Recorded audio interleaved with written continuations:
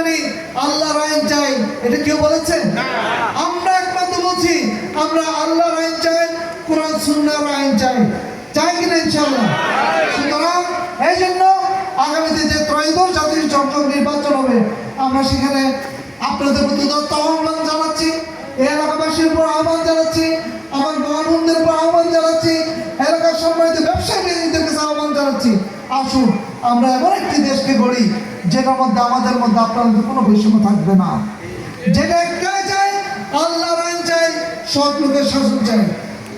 আল কোরআনের আলো ঘরে ঘরে জ্বালো, আল হাদিসের আলো ঘরে ঘরে জ্বালো। ইনশাআল্লাহ এর মধ্যে প্রকৃত শান্তি আমাদের ঘরে, আমাদের সমাজে, আমাদের রাষ্ট্রে সর্বক্ষেত্রে ইনশাআল্লাহ বিরাজমান থাকবে।